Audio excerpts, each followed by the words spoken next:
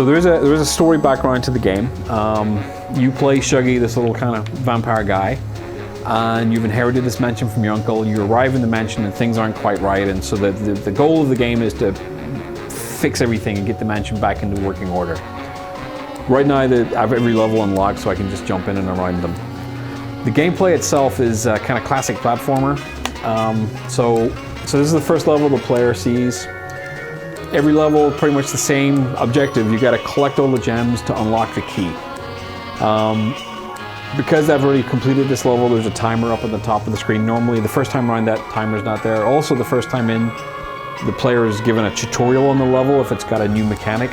One of the things that's really cool about Shuggy that differentiates it, I think, from a lot of other platformers is not every level, but a lot of the levels will have, levels will have different mechanics. It's not the same thing over and over and over again. So an example here, this is the first level you come across. You got to collect all the gems. Seems pretty normal. Avoid the spikes. And then, okay, so how do I get up here? Well, by tapping the right trigger, I can rotate the level. So it's, once again, pretty simple stuff. I can rotate it again, grab these guys. Missed that one, so let's go back and get that. There's 116 single player levels. There's 30 co-op levels that are distinct from single player. So that was the first level you come across. It's a fairly simple game mechanic. This would be the second level, or it could be the third level the player plays. As you unlock each level, other levels will unlock, but unlock 2 at a time, so you can kind of choose your own path through the game. You're not really forced into a fixed path. So this one's a new mechanic. This is called in Goblin steps. What's going on here is there's a timer on the top, clock on the top right of the screen. When that clock hits 12, time will reset and everything rewinds back to the way it was, except for you. However, a ghost version of you will appear and then perform all the things you just did. So here, when the timer resets, there's now a little ghost version of me in the bottom corner, which is going to do all the things I just did, which was kind of sit there and not do much. So the same kind of thing, you're trying to collect all the gems. You notice that the gems on the bottom left are behind a door. That switch opens the door. So now you'll see the other version of me is now jumping up and jumping around. So let me, so I'll open this door for a little bit. And if I touch myself, then I die. So I want to get off here. I died anyway. So I'll do it properly now.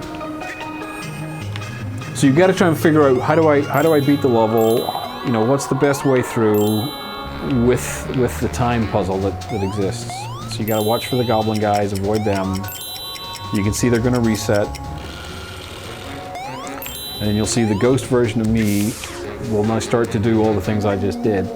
And there's a little purple line showing you where you're going to go, so you have a bit of a clue and you can avoid yourself if need be.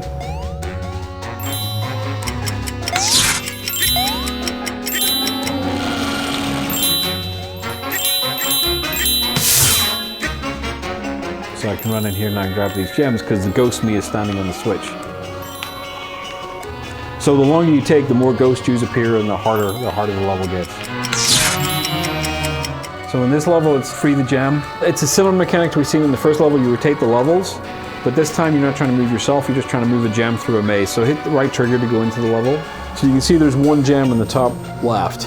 And as you hit your right trigger button, the world rotates. And it rotates in the direction that you're facing. So if you face to the right and hit rotate, and then again, so you can see how you're going to move the gem. The thing you've got to watch for as Shuggy is you don't want to rotate yourself onto those spikes.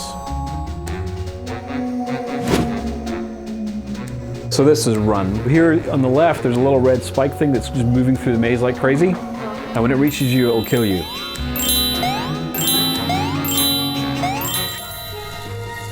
So here what you're going to have to do is, in the middle of the level there's a little purple box with an orange sign on it. That's a piece of rope that you can collect. And then what I need to do is take the rope and wind it around this cog. And then as I pull the rope, the door at the bottom's lifting up. So which is going to let me get through. But obviously I've still got to avoid all the enemies and everything else that goes with that. This is a fairly simple rope level. If it touches spikes, it'll get cut and then it'll reset itself. I can also swing on the rope.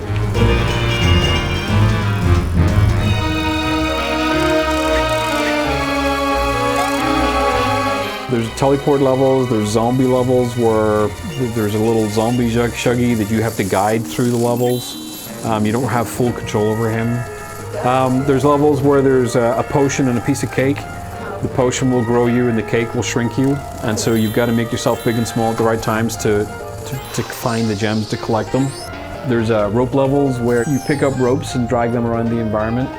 The game is called The Adventures of Shuggy. It's coming for XBLA and it should be available by end of April, early May.